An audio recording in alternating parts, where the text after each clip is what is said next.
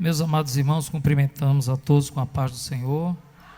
Queremos louvar a Deus pela oportunidade feliz que o Senhor Ele tem nos concedido de estarmos uma vez mais aqui com os irmãos, agradecendo o nosso pastor presidente, nosso pastor Roberto, que nos concede esta oportunidade de liberar o púlpito aqui do Templo Central, a igreja sede aqui do nosso campo, do nosso estado, para trazermos uma palavra.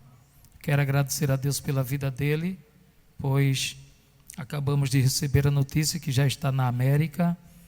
Graças a Deus, tanto ele como sua muito digna esposa, a irmã Iraci, também o nosso vice-presidente da igreja, pastor Edi Moraes, esposa, irmã Edinês, já acabaram de chegar na América, visitando assim o trabalho missionário. Quero nesse momento também agradecer a Deus pela vida dos irmãos que se fazem presentes aqui nesta noite, todas as caravanas que foram convocadas e escaladas pelo nosso pastor para estarem aqui. Queremos, em nome dele, agradecer a todos os irmãos que se esforçaram e estão presentes aqui neste culto de doutrina. Agradecer também aos coordenadores de área e obreiros que também se esforçaram, juntamente com esposas, para estarem aqui neste trabalho para a glória de Deus.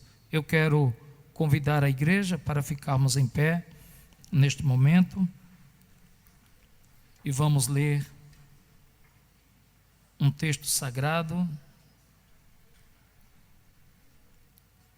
que encontramos no Evangelho de Jesus, segundo escreveu Mateus. Evangelho de Jesus, segundo escreveu Mateus.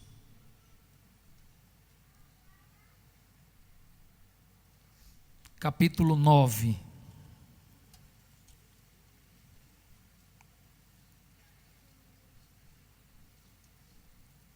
Diz a palavra do Senhor: E entrando no barco, passou para outra margem e chegou à sua cidade.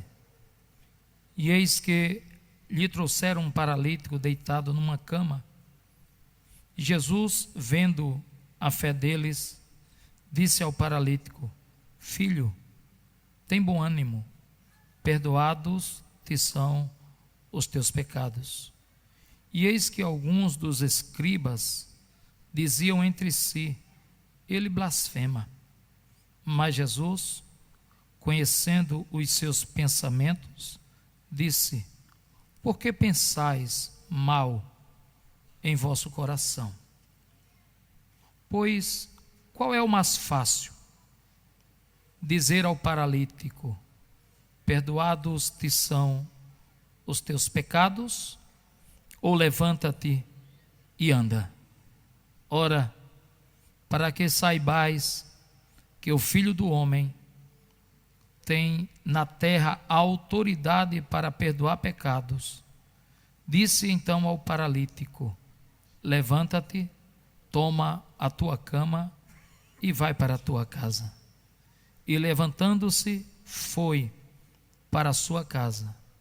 E a multidão, vendo isso, maravilhou-se e glorificou a Deus, que dera tal poder aos homens. Amém, meus irmãos? Nós vamos orar pela palavra de Deus neste momento. Convido o pastor Duda para fazer esta oração no nome de Jesus.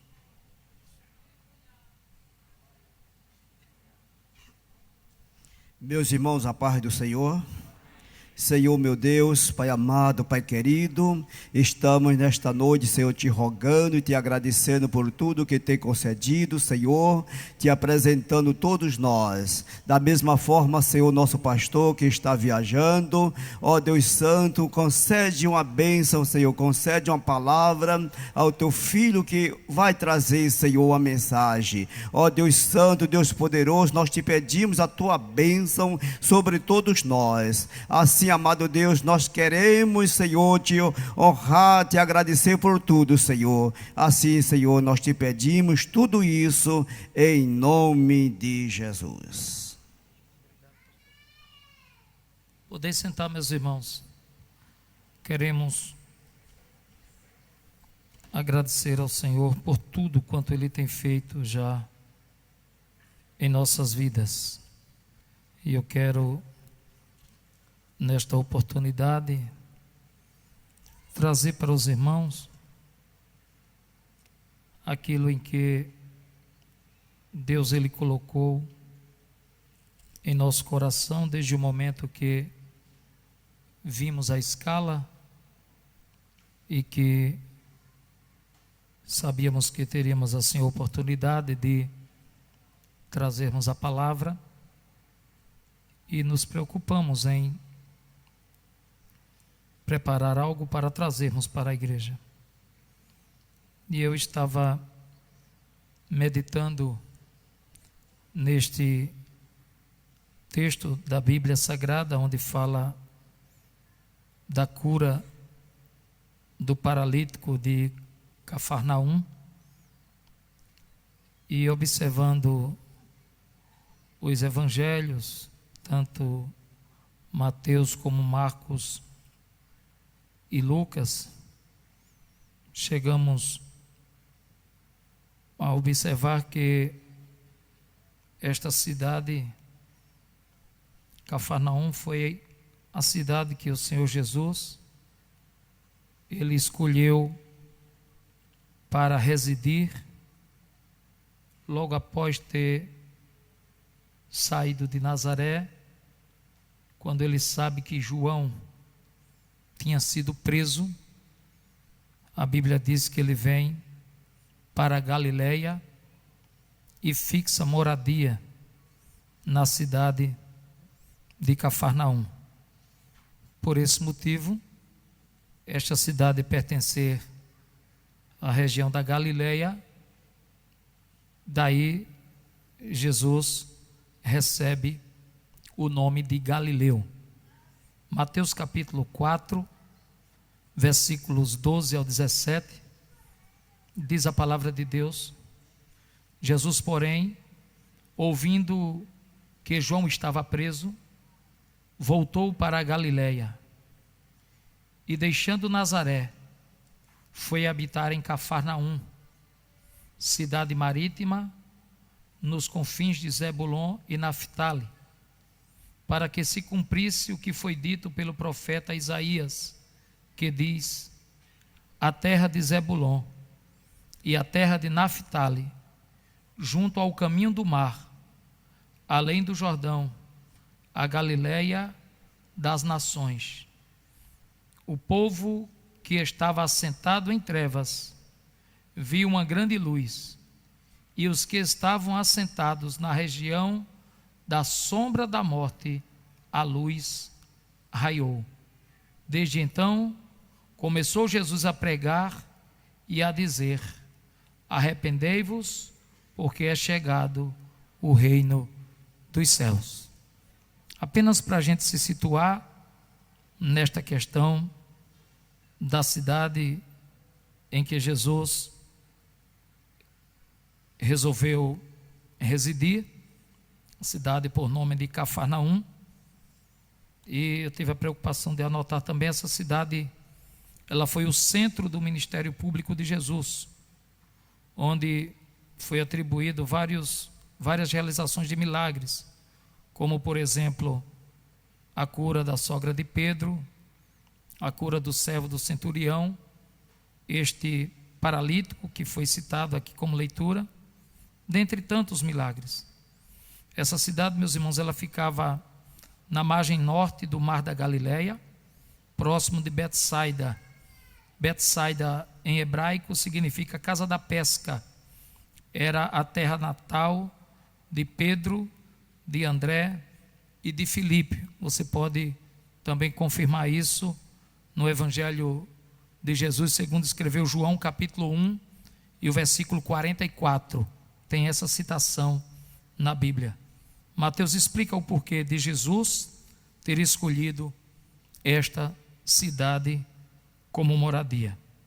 A Bíblia vai nos dizer também que Lucas relata no capítulo 5 e o versículo 12 que a virtude do Senhor estava com Jesus para curar. A Bíblia vai nos mostrar que quando ele chega na sua cidade, conforme a leitura em Mateus 9, quando ele chega à sua cidade, que a gente já sabe qual era, Cafarnaum, lhe trouxeram um paralítico deitado numa cama. A gente vai se ater mais a este texto da cura do paralítico, mas estive observando este capítulo 9 do Evangelho de Jesus segundo escreveu Mateus. Ele é um evangelho completo, em que cuidadosamente foi planejado e desenhado. E nós podemos comprovar e ver os primeiros sinais, não de milagres, mas também da tormenta que começam agora a crescer, as oposições ao ministério de Jesus Cristo. Aparecem aqui os primeiros indícios de acusações que finalmente o levarão à morte. E neste capítulo 9, nós podemos citar pelo menos 4 acusações contra Jesus. E a primeira acusação está na realização deste primeiro milagre do capítulo 9 que ele efetua. E a primeira acusação é que Jesus ele é acusado de blasfêmia. Durante todo o capítulo 9, nós ainda vamos ver fora essa, mais 3 acusações. Nós vamos citar para os irmãos, depois nos ater mais a essa questão do milagre que foi realizado pelo Senhor.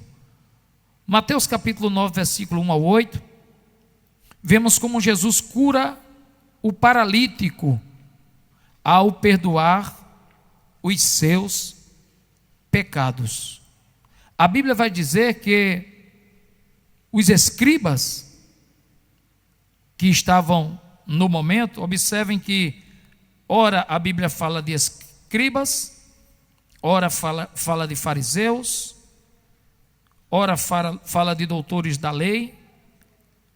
Mateus fala escribas. Se a gente for olhar para Lucas capítulo 5, que fala do mesmo texto, Lucas vai falar, a partir do versículo 17, de fariseus e doutores da lei, de sorte que esses, podemos dizer, curiosos, que quem era para ser chamado de blasfemadores eram eles, sempre estavam próximo de Jesus no tocante a realizar algum milagre.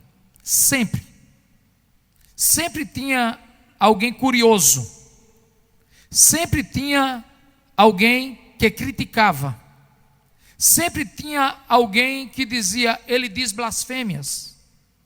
Eram conhecedores da lei, eram conhecedores da Torá, mas mesmo assim, quando Jesus praticava algo em forma de amor, porque era o que Jesus fazia, eles eram os primeiros a apontar Jesus Cristo. Hoje em dia não estamos vivendo dias diferentes. Estamos vivendo dias daqueles que apontam, daqueles que acusam, daqueles que dizem mal e daqueles até que blasfemam, dizendo isso ou dizendo aquilo. No caso de Cristo, a Bíblia vai nos mostrar que Jesus, quando olha para aquele paralítico, que na verdade a fé aqui citada não foi a fé do doente. Os irmãos podem observar no versículo 2 do capítulo 9 de Mateus, que o Senhor Jesus, vendo a fé deles, vendo a fé de quem? Deles, de quem? Dos 4 amigos que levaram o paralítico. Vendo a fé deles, disse ao paralítico: filho, tem bom ânimo. Por que Jesus disse isso? A Bíblia não fala, mas será que era a vontade daquele homem ter chegado até Jesus Cristo? Porque para ele, como judeu, eu vou explicar bem direitinho isso aqui, para ele como judeu, ele podia, pela maneira em que os judeus, eles conversavam e diziam, ele podia estar achando que aquela situação de enfermidade poderia ter sido pecado, porque essa era a visão de um judeu. O judaísmo acreditava que só Deus poderia perdoar pecados. Eles acreditavam que só Deus poderia perdoar pecados. E quando uma pessoa estava na situação que esse paralítico estava, eles acreditavam que a pessoa tinha pecado e aquilo ali era um castigo por conta do pecado. Por isso que a crítica deles, quando Jesus Cristo olha para aquele paralítico, a Bíblia diz que o Senhor diz: filho, tem bom ânimo. Jesus sondou o coração, porque Jesus não sonda só o coração, mas sonda o pensamento e conhece cada um de nós que aqui chegamos. A Bíblia nos diz no Salmo número 139, que Ele nos sonda, Ele conhece o nosso andar, o nosso deitar, o nosso levantar.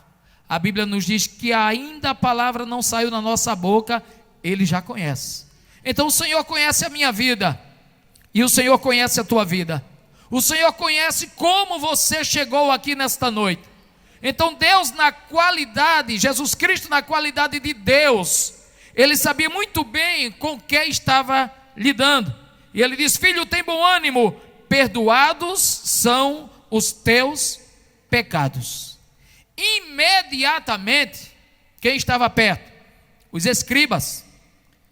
Os escribas, por na época não ter pessoas habilitadas na questão da leitura e na questão de escrita, eles eram pessoas influentes e sempre estavam entre os fariseus, os saduceus, os essênios, os zelotes, sempre estavam entre aqueles que na época formavam as seitas judaicas, ou aquelas pessoas que formavam algum grupo religioso na época de Jesus Cristo. E a Bíblia nos diz que os escribas diziam entre si: ele fala blasfêmia. Por que eles disseram isso? Porque eles tinham conhecimento da palavra, eles tinham conhecimento da Torá, os 5 primeiros livros escritos por Moisés. E por que eles disseram isso? Com base na Bíblia, com base em Levítico, no capítulo 24 e o versículo de número 15 e 16, onde a palavra de Deus vai nos dizer, bendito seja o nome santo do Senhor, a base com que eles estavam falando estas coisas. Capítulo 24, versículos 15 e 16, diz a Bíblia: e aos filhos de Israel falarás, dizendo: qualquer que amaldiçoar o seu Deus, levará sobre si o seu pecado. E aquele que blasfemar o nome do Senhor, certamente morrerá. Toda a congregação certamente o apedrejará. Assim, o estrangeiro como o natural, blasfemando o nome do Senhor, será morto. Então eles conheciam a Torá, eles conheciam a palavra. Então eles disseram: ele diz blasfêmia. Por quê? Porque Jesus Cristo diz: perdoados são os teus pecados. E um judeu jamais acreditaria que alguém, qualquer pessoa, perdoaria pecado se não fosse Deus.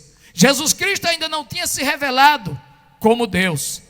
A partir desse momento, a Bíblia nos diz que Jesus se revela como Deus. A Bíblia nos diz que a questão, quando eles falam de blasfêmia, bendito seja o nome santo do Senhor, e citam a Bíblia, eu tive cuidado aqui de pesquisar a palavra blasfêmia, significa calúnia ou maledicência.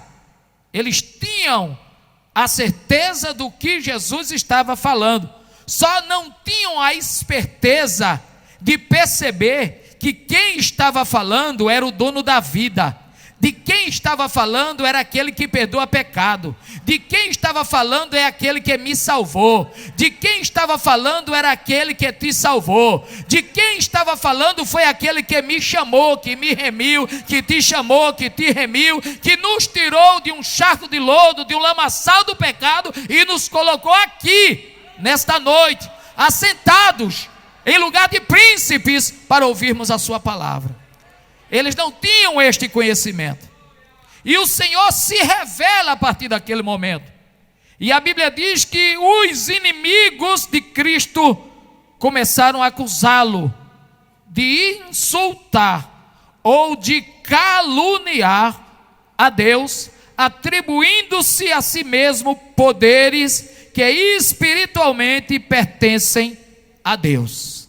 Aí Jesus Cristo, conhecendo o coração deles, diz a Bíblia aqui, versículo 4, mas Jesus, conhecendo os seus pensamentos, o seu coração, Jesus diz: por que pensais mal em vosso coração? Oh, irmãos, tem tantas pessoas fazendo pré-julgamento, pensando mal, fazendo cálculo errado, mas Deus é Deus, Deus é Deus. A Bíblia diz que cada um fique na vocação com que foi chamado. Você sabe até onde você pode ir, eu sei até onde eu posso ir. Você sabe até onde Deus falou com você que você pode ir. Eu sei até onde eu posso ir, que Deus falou comigo aonde eu posso ir. Mas tem pessoas que infelizmente, procuram usar da palavra para prejudicar. E é irmão, e é irmã. Mas a Bíblia nos diz que Jesus, Ele sonda. Por que pensais mal em vosso coração? Pois o que é mais fácil? Eu pergunto à igreja, vocês já viram Jesus perguntar ou usar a expressão difícil? Seja sincero. Talvez alguém aqui não leu a Bíblia toda, não leu os evangelhos todos, mas você já viu e ouviu Jesus dizer qual é o mais difícil? Ele não diz, porque para Jesus Cristo não tem dificuldade, para Jesus Cristo não tem barreira, para Jesus Cristo, bendito seja o seu santo nome, não tem alguém que o impeça de fazer aquilo que ele quer fazer. Ele é Deus, Jesus é Deus. A Bíblia nos diz, Isaías 43:13, ainda antes que houvesse dia, eu sou, e não há ninguém que possa fazer escapar das minhas mãos, operando eu, quem impedirá? Jesus é Deus, ninguém pode impedir o trabalhar de Deus, não tem barreira para Jesus Cristo, não tem barreira, não tem dificuldade para Jesus Cristo. Por isso que ele diz, qual é o mais fácil? Dizer ao paralítico, perdoados te são os teus pecados, ou levanta-te e anda. Jesus dá duas opções para eles. Para eles pararem de questionar, Jesus diz: decidam. Decidam qual é o mais fácil. Porque para vocês pode ser difícil, mas para mim que sou Deus, é fácil. Para vocês tem dificuldade, faça um milagre, não fazem. Agora na hora de criticar, criticam. Aí Jesus diz: para que vocês saibam que o Filho do Homem tem na terra autoridade para perdoar pecados, disse ao paralítico: levanta-te, toma a tua cama e vai para a tua casa. Eu pergunto: aconteceu o milagre ou não aconteceu? Aconteceu, porque Jesus é Deus. Jesus tem poder para fazer estes milagres. Jesus tem poder para salvar a minha vida, salvar a tua vida, salvar a tua alma. Ele tem poder. Bendito seja o nome santo do Senhor. Ele tem poder. E escriba, fariseu, saduceu, zelote, essênios, pode vir a casta de religião judaica ou qualquer que venha a acontecer. Jesus não tem medo de nenhum, porque ele não anda amedrontando ninguém. Ele é o príncipe da paz. Ele anda fazendo milagre. Do jeito que ele operou no passado, ele continua operando hoje. Eu sou um milagre. Eu sou um milagre. Cadê os milagres aqui? Os milagres, todos nós somos um milagre na presença do Senhor. Bendito seja Deus. Deixa eu voltar aqui um pouquinho, para depois voltar a este assunto. A segunda acusação que os inimigos de Jesus conseguem acusá-lo, mas sem ter nenhuma razão, é a imoralidade. O próprio capítulo 9, versículos 10 a 13, Jesus é acusado de imoralidade. Por quê, pastor? A Bíblia diz que depois que ele responde, capítulo 9, versículo 9, depois que ele responde e faz o milagre da cura do paralítico de Cafarnaum, ele resolve passar na coletoria e escolher Mateus, esse mesmo escritor do Evangelho. Ele escolhe Mateus como apóstolo. E a Bíblia nos diz: e Jesus, passando adiante dali, viu assentado na alfândega, em outras Bíblias dizem coletoria, um homem chamado Mateus, e disse-lhe: segue-me. E ele, levantando-se, o seguiu. E aconteceu que, estando ele em casa, sentado à mesa, chegaram muitos publicanos e pecadores, e sentaram-se juntamente com Jesus e seus discípulos. Até aí estava tudo bem. Jesus chega, faz o convite a Mateus, Mateus aceita, e diz a palavra de Deus que se chegam a Jesus e aos seus discípulos publicanos e pecadores, e se sentam agora a comer com eles. E a Bíblia diz que quem chega? Os mesmos de sempre, os críticos, os soberbos, os presunçosos, denominados fariseus. Está aqui. E os fariseus, vendo isto, disseram aos seus discípulos: Porque come o vosso mestre. Eles conheciam que Jesus era mestre, mas não deixavam de criticar. Eles tinham na consciência que Jesus era mestre, mas nunca deixaram de criticar. A gente sempre vai conviver com esse tipo de pessoas. A gente sempre vai conviver com esses críticos, com essas pessoas que não têm o temor de Deus na vida, que só eles é que, por saber das letras, por conhecer a lei, é que são os corretos. Mas nenhum deles, a não ser Jesus, cumpriu toda a lei. Nenhum. E a Bíblia nos diz que eles novamente acusam Jesus.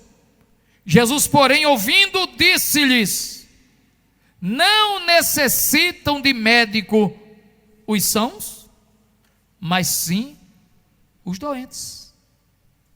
O que é que ele estava dizendo? Eu estou aqui com pecadores, eu estou aqui com publicanos, e na lei eles são enfermos, na lei eles são doentes, então eles estão precisando de médico. E eu, como sou médico por excelência, eu estou aqui para aliviar as suas cargas. Mas no olhar farisaico vem a crítica, mas no olhar de Jesus vem o amor. No olhar do fariseu vem a blasfêmia, mas no olhar de Jesus Cristo vem o carinho.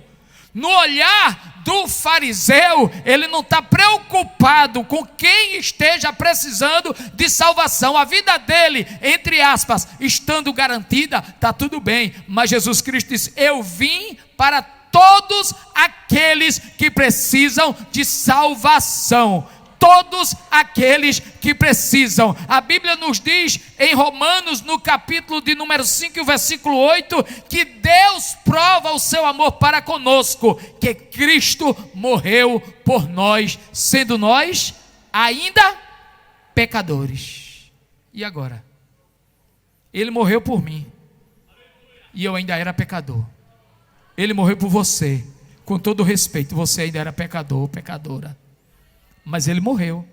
Ele não olhou para essas dificuldades, até porque quem o enviou através do amor. João 3,16 diz: porque Deus amou o mundo de tal maneira. Nem adjetivo tem para a palavra. João usou tal, não usou um adjetivo que desse qualidade. A Bíblia diz que Deus amou o mundo de tal maneira que deu o seu Filho unigênito, para que todo aquele que nele crê não pereça, mas tenha vida eterna. Quem quer ter vida eterna aqui? Eu quero ter vida eterna. Por isso que nós estamos aqui. Mas Jesus Cristo olhou para mim e olhou para você.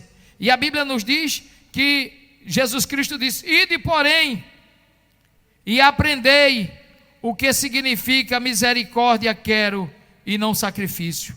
Porque eu não vim para chamar os justos, mas os pecadores ao arrependimento. Justo não precisa mais se arrepender, já é justo.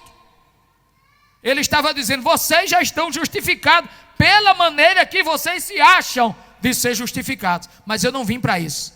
Eu vim para chamar aqueles que precisam ser justificados. Então eles acusam Jesus agora de imoralidade, só porque Jesus estava junto com publicanos e pecadores. Eles queriam dizer, na verdade, que Jesus, ele, como andava com eles, provavelmente Jesus fosse igual a eles, e Jesus não era igual a eles. Jesus estava se fazendo, como Paulo disse, de pobre para ganhar os pobres. Jesus estava ali no meio daqueles para ganhá-los. E Jesus conquistou o coração, não só deles, mas o meu coração e o teu coração. Quem sabe antigamente a gente não criticou, A gente não falou de crente, não é? Mas Jesus Cristo, ele foi lá e disse: eu quero você. Você vai vir para o meu lado. Você vai vir para cá. E ele te chamou. E não pense que foi você que escolheu a Cristo, não. A Bíblia diz: não me escolheste vós a mim, mas eu vos escolhi a vós. Foi o Senhor que te escolheu, foi o Senhor que te chamou. Louvado seja o nome santo do Senhor Jesus. E servir a Jesus não é obrigado. Que é isso, pastor? Não é obrigado? Não. Jesus Cristo disse: quem quiser vir após mim, faça o quê? Negue-se a si mesmo. Negue-se a si mesmo. Tome a sua cruz e siga-me. Quer ter vitória? Olhe para Jesus, que é o autor e consumador da nossa fé. Você não vai olhar para A nem para B. Você não vai olhar para o alfabeto todo, não. Você vai olhar para Jesus. Quer ter vitória, quer ir para o céu, olhe para Jesus Cristo, porque se você olhar para ser humano aqui na terra, você pode ficar engalhado, engalhada, mas olhe para Jesus, porque o homem é falho, eu posso falhar, você pode falhar, mas há um que é perfeito, Jesus de Nazaré, e quando a gente olha para Ele, a gente encontra a perfeição nele. A Bíblia diz: sois perfeitos nele. Nós só somos o que somos porque estamos olhando para ele. Bendito seja o nome santo do Senhor. A Bíblia nos diz que eles não recuam. Eles ficam por ali, criticam dali, criticam daqui. E dando uma pesquisada hoje à tarde, eu gosto muito quando o pastor Roberto ele cita os autores das pesquisas que ele faz, e eu tenho uma citação aqui de William Barclay, que diz que uma das armas favoritas de qualquer inimigo de um homem público, o pastor é um homem público, viu? O crente é um homem público. A mulher crente é uma mulher pública. Uma das armas favoritas de qualquer inimigo de um homem público é a atribuição de motivações espúrias. O que são coisas espúrias? Falsidade, desonestidade, pessoas fraudulentas, pessoas impuras. Então, as pessoas usam motivações espúrias. E foi isso que os inimigos de Jesus fizeram com ele. Chamaram Jesus de imoral, chamaram Jesus de blasfemador. Você pensa que a turma alisava, é? Você pensa que no passado já o pessoal deixava de usar esse instrumento chamado língua? Tiago já fala disso, que a língua ela é como um fogo, a língua é como uma espada, a língua é como um chicote, viu? E tem poder para tudo, como espada, poder de fazer feridas de perto, chicote de fazer feridas de longe, fogo de queimar, de atiçar, não é? É a língua. A Bíblia diz que com ela bendizemos e com ela maldizemos. Então a gente tem que ter um freio, porque se não tivermos um freio, a gente, com todo respeito, a gente sai falando de A e de B. Mas cuidado para não se tornar fariseu, cuidado para não se tornar inimigo de Cristo. Bendito seja o nome santo do Senhor. Use aquilo que Deus te deu para abençoar, aquilo que Deus te deu para falar bem. Bendito seja o nome santo do Senhor.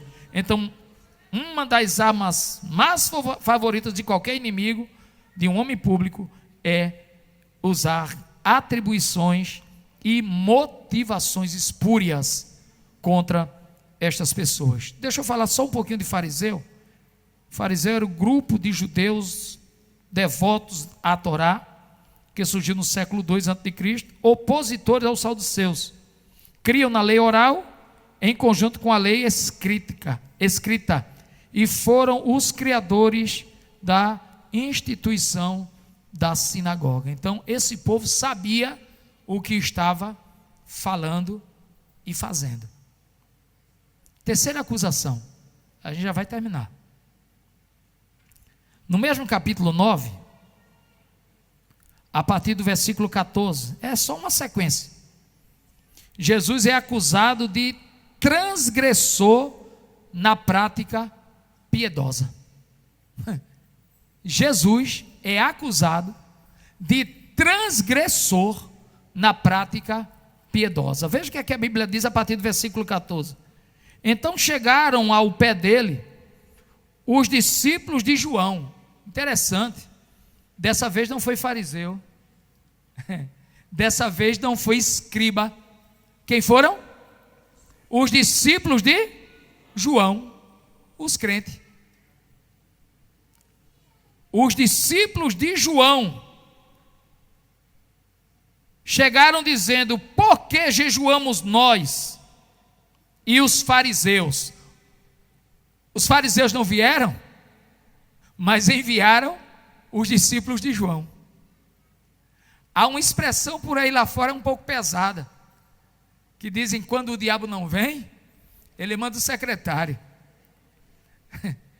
Mas está aqui, fariseu não veio, mas os discípulos de João chegaram e disseram: por que nós jejuamos? Os fariseus também, até muitas vezes, e os teus discípulos não jejuam.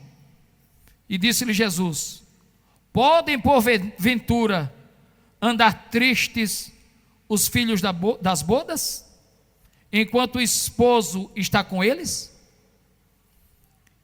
Eu tive a curiosidade de olhar sobre isso, de pesquisar sobre isso. E Jesus aqui se refere praticamente a um casamento que dura 7 dias, uma comemoração do casamento.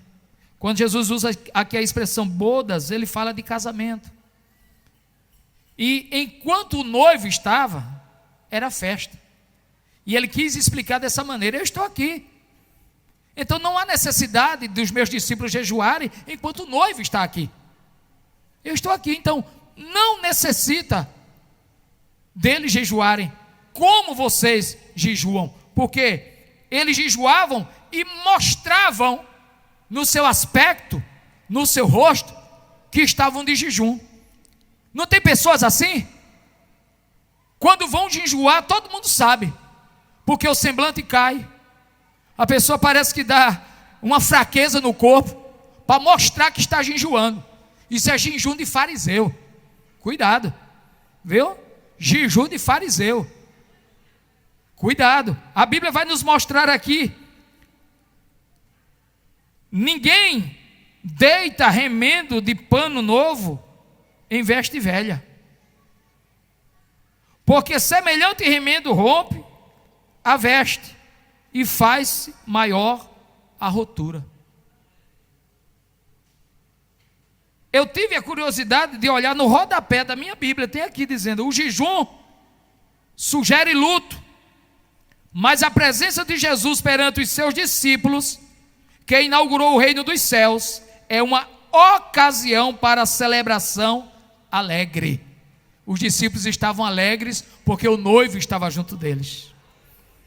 No rodapé da minha Bíblia também diz, capítulo 9, versículo 16 a 17, as antigas formas do judaísmo não podiam conter o frescor espiritual do evangelho. Era o que Jesus estava querendo dizer: colocar remendo novo em pano velho. O pano velho é o judaísmo, o remendo novo era o evangelho das boas novas que Jesus estava anunciando. Não tinha como colocar evangelho com judaísmo, não tinha como ligar, não tinha como costurar. Bendito seja o nome santo do Senhor. A graça não podia ser semeada nem derramada no sistema do legalismo. O judaísmo vivia pela lei, mas a gente não vive pela lei. A Bíblia nos diz que pela graça sois salvos. Por meio de quê? Da fé. E isso não vem de vós, é dom de Deus. Então, a lei, o legalismo, o judaísmo não tinha como se unir com o cristianismo. Então não tinha como eles dizerem: Senhor, o Senhor é para ir por aqui, ou fazer isso, ou fazer aquilo. Jesus tinha as suas próprias regras. Bendito seja o nome santo do Senhor. Por fim, Jesus não parou de ser criticado. Ele foi criticado por eles, mas sempre Jesus tinha uma resposta. No mesmo capítulo 9, a gente vai ver agora uma série de milagres relatados tanto por Mateus, por Lucas, por Marcos e por Lucas. Mas eu quero me ater aqui a Mateus, quando a Bíblia nos mostra que Jesus é acusado pela 4ª vez, e agora Jesus é acusado de estar aliado ao diabo. Eles não tiveram mais o que fazer. Os milagres que Jesus fizera foram tantos que eles disseram: ele faz isso porque ele fez um pacto com o diabo, ele fez um pacto com o inimigo das nossas almas. E a Bíblia nos mostra, Mateus capítulo 9, versículo do 31 ao 34, quando Jesus ele cura 2 cegos e um surdo. E a Bíblia nos mostra que antes disso, o próprio Mateus relata isso, e Lucas, com mais ênfase, mostra a cura de uma mulher que estava com uma enfermidade há muito tempo, e mostra Jesus Cristo ressuscitando a filha de um dos principais da sinagoga. A Bíblia nos diz que ele, terminando de falar sobre o jejum, a Bíblia diz: dizendo ele estas coisas, chegou perto dele um chefe e o adorou. Quem era esse chefe? Jairo. Ele era o quê? Ele era príncipe da sinagoga. A Bíblia diz que no caminho, quando ele vai se dirigindo à casa de Jairo, uma mulher disse: se por tão somente eu tocar na orla do seu vestido, eu ficarei curada. E não precisou de muita coisa. Ela toca. Jesus para. Lembra que no início eu disse que Lucas falou que a virtude de Deus estava sobre ele para fazer milagre? Jesus para no meio da multidão. E os discípulos dizem: o que foi, Senhor? E ele diz: alguém me tocou. E os discípulos dizem: mas muita gente aqui te aperta, muitos aqui estão no meio dessa multidão, como é que o Senhor diz que alguém lhe tocou? Ele diz: alguém me tocou, porque de mim saiu virtude. De mim saiu virtude. Jesus não precisava falar para realizar milagre, apenas o toque da cura. Bendito seja o nome santo do Senhor. O milagre é realizado. Pois bem, Jesus cura aquela mulher, vai à casa de Jairo, ressuscita a filha de Jairo. Jesus cura 2 cegos e um mudo. E quando Jesus faz o último milagre aqui no capítulo 9, relatado por Mateus, tudo isso não foi suficiente. E mais uma vez, os inimigos de Jesus atribuem o milagre a um suposto pacto com o diabo. São pessoas que não têm o que fazer. Os milagres não bastaram? Estamos vivendo estes dias. A gente ora, Jesus faz o milagre. Não é a gente que faz o milagre, é o Senhor. Daqui a pouco as pessoas estarão dizendo que não é o Espírito de Deus que está realizando o milagre. Estamos vivendo dias difíceis. A incredulidade está grande. As pessoas não mais acreditam em homens de Deus. Muitas pessoas não acreditam mais em mulheres de Deus.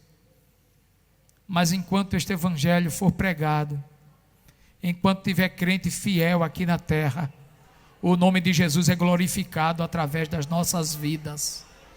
E não tem fariseu, não tem escriba, não tem crítico que possa te afastar da presença de Deus.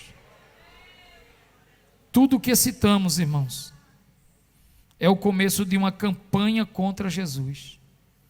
Daí para frente, as coisas continuam ainda mais difíceis, porque nem Jesus se livrou daquelas pessoas do passado.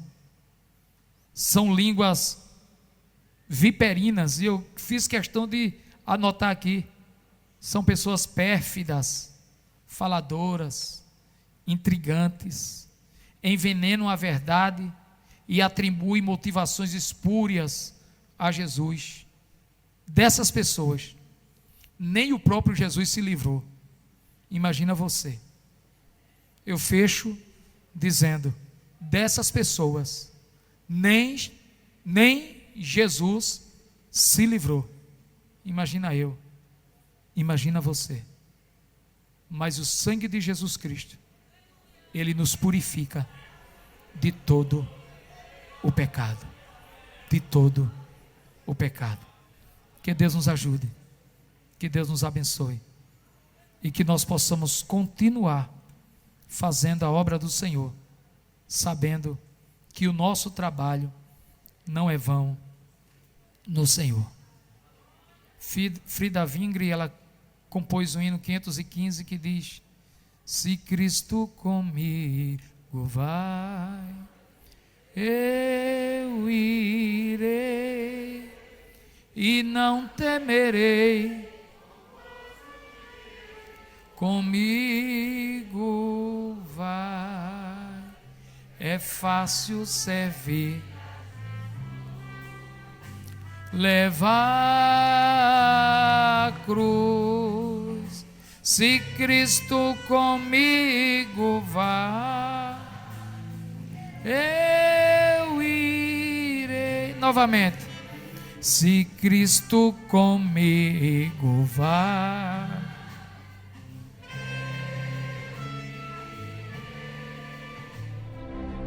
A IADALP vem há quase meio século fazendo a obra missionária sem parar, levando o ID do nosso Senhor Jesus Cristo para as nações. Atualmente, a Assembleia de Deus em Abreu Lima tem missionários desenvolvendo trabalhos evangelísticos e sociais permanentes na Alemanha, com os missionários Everaldo Lopes e Herotildes Lopes; no Equador, com os missionários Edinaldo Xavier e Marlene Xavier; nos Estados Unidos, com os missionários Robson Lucena e Rafaela Lucena; na Itália, com os missionários João Vitor e Priscila Lopes; no Paraguai, com os casais de missionários Danilson Santana e Adriana Santana; e também os missionários Vivaldo Almeida e Leane Almeida; no Peru, com os missionários Assuero Chagas e Rebeca Chagas; em Portugal, com os missionários Antônio Vessosa e Noêmia Chagas.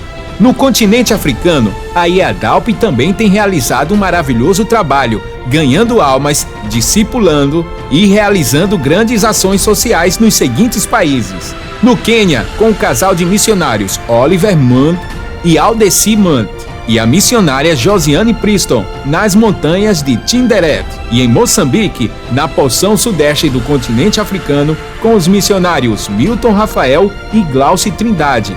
Vidas têm sido impactadas, alcançadas e abençoadas por esta grande obra de missões que todos nós da IADALP temos realizado em todos esses países espalhados pelo mundo, através das orações, intercessões, contribuições e do empenho de todos. O nosso Deus vai continuar nos ajudando a mantermos essa chama viva em nossos corações, que batem incessantemente por missões. Missões, a batida do coração da igreja.